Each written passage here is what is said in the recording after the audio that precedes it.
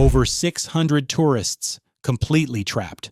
Over 7,200 residents required emergency evacuation. At least 8 people lost their lives. July 2025 became the month when Yunnan Province's ancient mountain drainage systems reached a catastrophic threshold that transformed one of China's most scenic regions into a hydraulic nightmare. Welcome to Earth's Dark Secrets. I'm about to reveal how Yunnan's dramatic geography became a death trap during 48 hours of extreme weather, and why this disaster exposed critical vulnerabilities in China's mountain flood defense systems that had been building toward failure for decades. Jiaotong City sits perched on the southeastern edge of the Tibetan Plateau, where ancient geological formations create a natural amphitheater for atmospheric violence.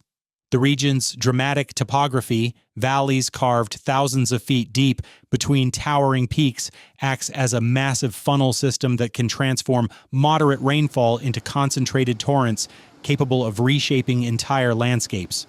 Yunnan's unique elevation profile creates what hydrologists call orographic amplification.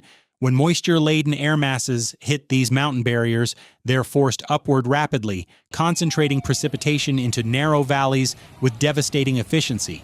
The province had experienced seasonal flooding before. Historical records dating back centuries showed predictable patterns of monsoon-driven high water that local communities had adapted to through generations of experience. But nothing in the meteorological archive suggested that the Baishui River system could generate the hydraulic forces that reshaped entire valley floors during the July event. Weixin County, population 430,000, nestles in a valley system that had protected its residents for generations through its strategic positioning between protective mountain ranges. Under normal conditions, this geography provides fertile agricultural valleys and reliable water access for rural communities.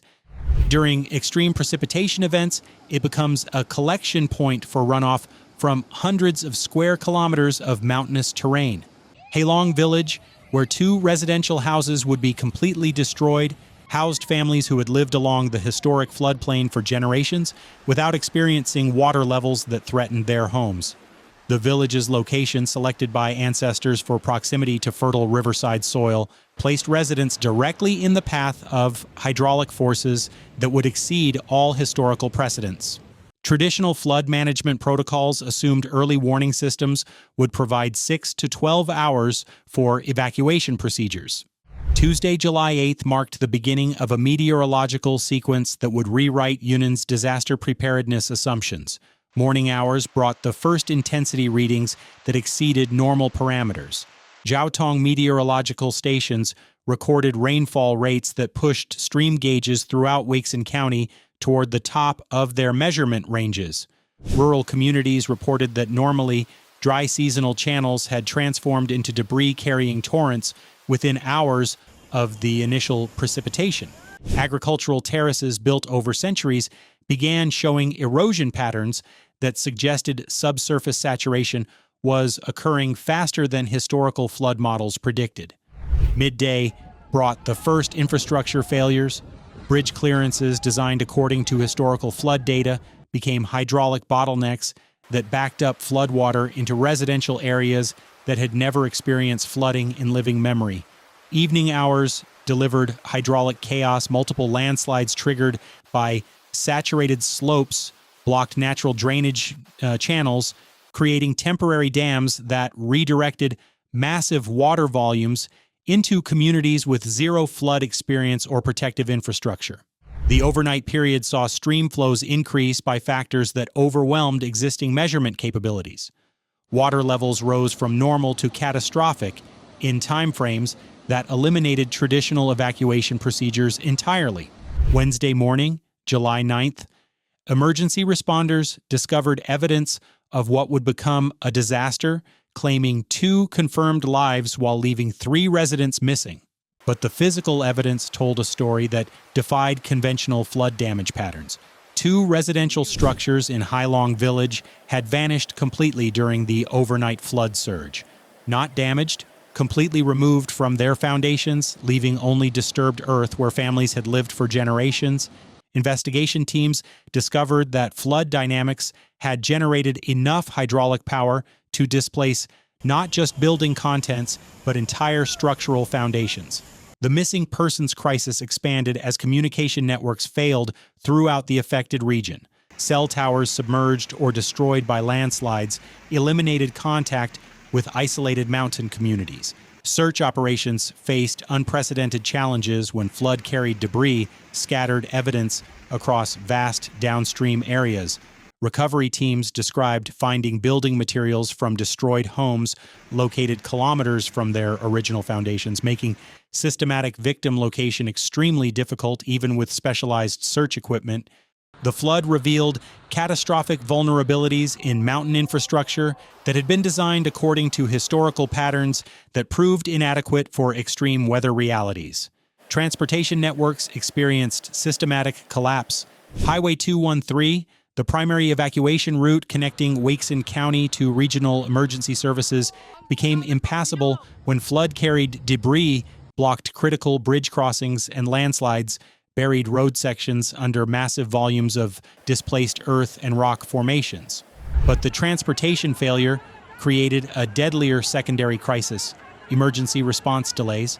Rescue equipment that should have reached affected areas within hours faced routing delays that stretched critical response times beyond survivability windows for trapped residents. Power grid failures cascaded throughout the affected region with precision timing that suggested systematic vulnerabilities. The main electrical substation serving Wakeson County went offline when floodwater submerged transformer equipment. Backup power systems failed when fuel supply routes became blocked by landslide debris. Telecommunications infrastructure suffered comprehensive destruction that eliminated coordination capabilities between rescue teams and affected communities.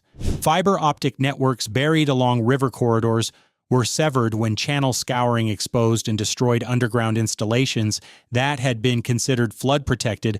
Water treatment systems experienced contamination that created public health emergencies extending far beyond the immediate flood zone. Raw sewage and agricultural runoff mixed with municipal supplies, creating health risks that would persist long after floodwaters receded. Search for the vanished recovery operations employed specialized search techniques designed for catastrophic flood scenarios where traditional methods prove inadequate. Search teams identified debris convergence zones, specific downstream locations where flood dynamics concentrated materials carried from destroyed structures. These areas required systematic excavation using heavy machinery capable of processing large volumes of sediment mixed with building debris. Investigation revealed evidence of hydraulic transport events, locations where flood forces had moved not just individual victims, but entire structural elements across distances that made recovery operations extremely complex.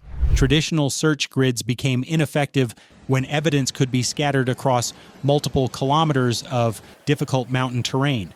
Recovery teams faced ongoing risks from unstable slopes that continued producing landslides days after the initial event. Saturated earth above search zones remained susceptible to additional failures that endangered rescue personnel attempting systematic recovery in areas where the landscape itself had been fundamentally altered. Post-disaster analysis revealed uncomfortable truths about flood management systems that had operated under assumptions about rare extreme weather events that were proving increasingly common. Yunnan's dramatic topography creates natural amplification effects that traditional flood engineering hadn't fully accounted for. Valleys that provide agricultural benefits during normal conditions become hydraulic concentration points during extreme precipitation, generating forces that exceed protective system design parameters. Flood control infrastructure designed for 100-year events became flood acceleration systems during conditions that surpassed historical calculations. Channelization projects intended to manage seasonal high water actually concentrated and accelerated flow during extreme conditions, increasing rather than mitigating destructive potential in downstream communities. Mountain drainage modifications, implemented over decades to support agricultural development, had created hydraulic pathways that funneled extreme precipitation toward populated areas with unprecedented efficiency. Engineering intended to protect communities had inadvertently increased their vulnerability to catastrophic flood scenarios. The July 2025 Yunnan disaster demonstrated that southwestern China's mountain regions face increasing exposure to hydrological extremes that existing protective systems cannot handle effectively.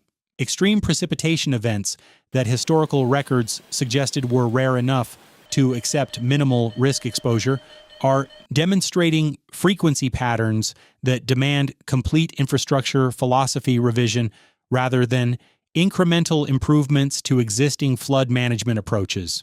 Emergency response systems calibrated for historical disaster patterns failed comprehensively when confronted with conditions that exceeded all documented precedents within 48-hour timeframes. The gap between disaster onset and effective response created vulnerability windows that proved fatal for residents who might have survived with adequate early warning and evacuation capabilities. There is ongoing trauma for families unable to complete grieving processes without definitive information about their loved one's fate. Reconstruction efforts face complex decisions about rebuilding in geographic areas where extreme weather events may become routine rather than exceptional occurrences. Engineering standards require fundamental revision to account for meteorological conditions that exceed historical parameters by unprecedented margins. 3 months after the disaster, Weixin County continues processing infrastructure destruction that eliminated decades of development progress within hours, while grappling with the reality that traditional approaches to mountain flood management may be inadequate for the climate conditions that southwestern China now faces. As extreme weather patterns shift from rare exceptions to recurring challenges, the fundamental question isn't whether similar events will occur again, but whether communities and infrastructure systems can adapt quickly enough to survive the hydraulic realities of a changing climate. Thanks for watching Earth's Dark Secrets, where we expose the hidden realities behind our planet's most devastating disasters. If this investigation revealed something the mainstream media won't tell you, please like, comment, and subscribe. Your support helps us uncover the stories that authorities don't want told. Hit the bell so you never miss our in-depth analysis of the disasters that reveal our planet's dark truths.